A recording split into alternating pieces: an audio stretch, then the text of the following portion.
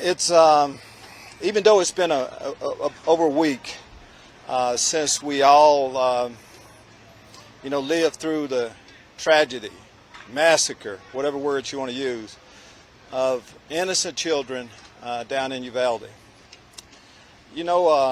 Whether it be a church, a grocery store, or a school, just seem like some places should be safe havens for us. And whether it be young white children from Sandy Hook, older black grocers in Buffalo, or young brown people, children, just seem like something has to be done. I don't have all answers to what needs to be done, but maybe it's just bringing awareness to gun violence. And I'm not trying to make a political statement on what side of the fence we should be on, but we should all be on the same side of safety for our young people. That definitely should be something that we concentrate on.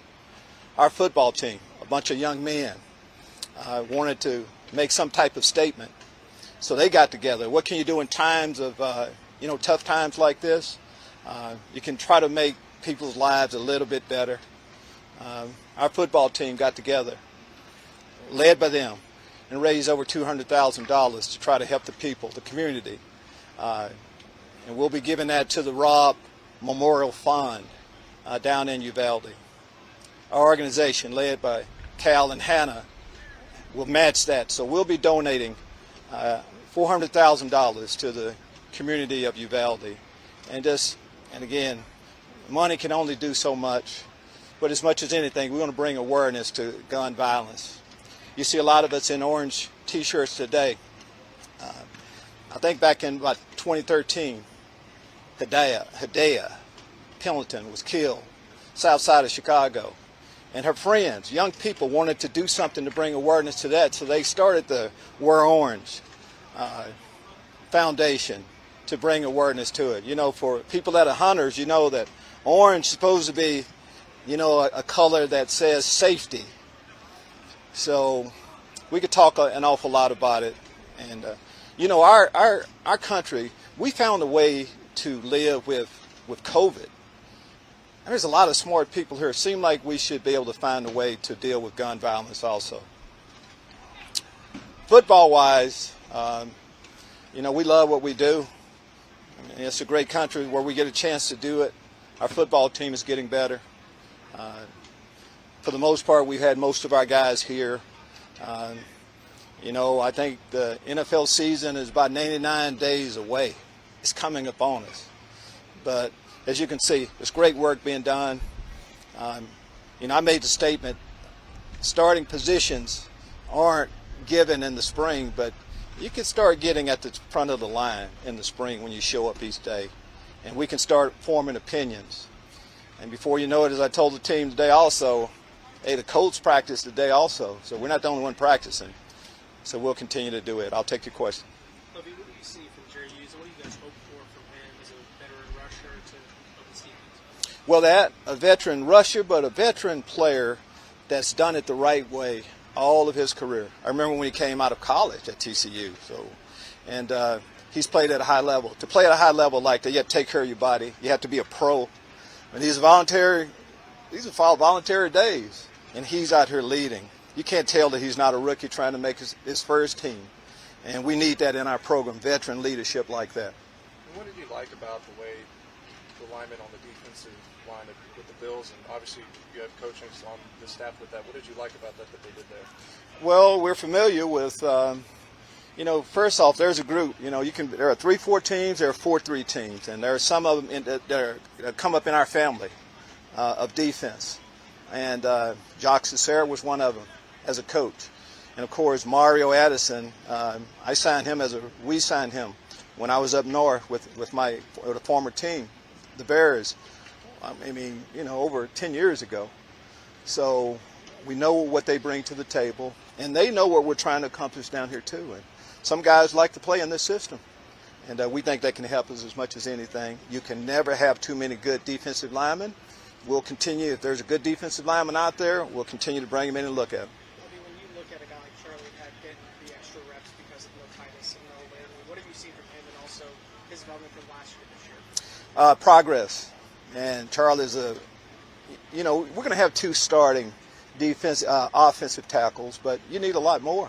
We like our tackle position. There's depth there.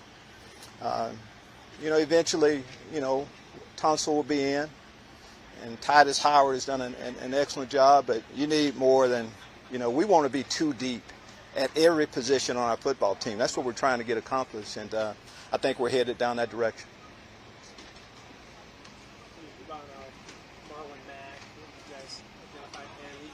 He had some injuries in recent years. Before that, was very productive in this division. What do you see from Marlon? When we go out and look at players, some people look, okay, let me see their bad plays. I like to see the good plays, to see if we're coaching up a guy, see his best. And Marlon has been a productive player in the league, and we look at his best years he's had. Sometimes you need a change of scenery, a new team. I know he's fit in well with our group. We feel like we have a plan for him, and we like the running back position, just not him. You signed Fabian Moreau, and Sean announced that yesterday. Yes. What did you like about him as a player? How does he sort of fit into the mix? 6 feet corners that like to tackle, that can jump, run, catch, all that. We love. We have a place for them too. And Fabian has played well. High pick for the Redskins. Played well. Started every game with the Falcons last year. Again, we weren't pleased with how we played at the corner position. So we'll continue to look at guys there. But we like our group. Steve Nelson has done some good things. We know Derek Stingley will be playing for us this year, and he's going to be a great player for us. So that position is getting a lot better. What about the defense overall? You as a defensive coach, having spoken about not just the corner position, but having not played defensively as well as you wanted to, besides the takeaways, you feel like, how much better do you feel about what you guys have from position to position? No position group on our team played as well as we need to last year, but feel like we've improved every position on our football team. We've talked about the secondary. We like what the safeties are doing, and we like our linebacker group. There's depth there. The guys have played a lot of football, so we'll be a better ball club this year. We for sure will be a better defensive team also. What are the benchmarks that John Mechie has to hit this summer, just in terms of his recovery? We'll just keep getting him a little bit better each day, and eventually he'll be ready to go, and we'll put him out there then. That close enough? Close. What would you like for him to do in the meantime? I'm not running away from your question. This is pretty much that. He's getting better every day. You see him out here working every day, right? He is staying in the game mentally, and that's what we're asking all of our injured players to do, stay in the game mentally. Jonathan Grenard hasn't taken a live team rep yet. So we have injured guys, but they're right on track to eventually be out there by training camp, and that's when it really counts. Lovie, you talked about getting 2 with every single position. One position, linebacker, seems to be pretty well balanced, but you look at a guy like Garrett Waller, who stepped on strong last year. What have you seen in his development? We've seen him get better. Garrett is one of the players that hasn't missed a day, I think, since we drafted him. Every day we practice, Garrett Waller has been out there. So if you do that and you have ability, he's a football guy, we'll find a place for him. And we have quite a few players that way. I keep track, even though it's voluntary, we keep track every day of who shows up. And there's something about some players have never, every day this building has been open, they've been here. That says an awful lot. He's one of them. Does that play a factor at all in just finding a role for them somewhere, whether it be on special teams? Well, I think it plays a big role of being availability, of being seen, getting reps, showing up every day. Eventually, it doesn't matter how long you're here, you have to perform. But a way to perform is get an opportunity to show up each day. Lovie, you're always looking for great football players. But you mentioned the players got together and did this. Yes. Their money. What does that say about the guys that you have here and the type of chemistry among the coaches? Well, it said exactly what we know on the inside. We have real quality men that pay attention. I want our team to be involved in what's happening in our world, in our country, and that's the way to show it. Seem like some of us older people can't get some things done, but seem like the young generation, they can. They're about action, and our team did that. Guys, a lot of our players are their parents, grandparents, I mean, so it means something to us. But that's what we expected, and for them to follow through that way says a lot. There's a lot of throwing at OTAs. What is it that you're looking at from the wide receivers during this time of the offseason? You say, well, with this time, I mean, that's pretty much what we are looking for is just individual improvement. Some of the guys, Brandon Cooks, we kind of know who he is, and what kind of player and what he's going to do for us. But there's so many other guys that we don't know. And then we're a new coaching staff. So it's just us all getting on the same page. We have a new offensive coordinator. So there's a lot of different things that we're going through, and to get to know each other. The way you get to know someone, I've been married 42 years, and time together helps an awful lot. Same way with guys showing up each day. Time together has helped us an awful lot.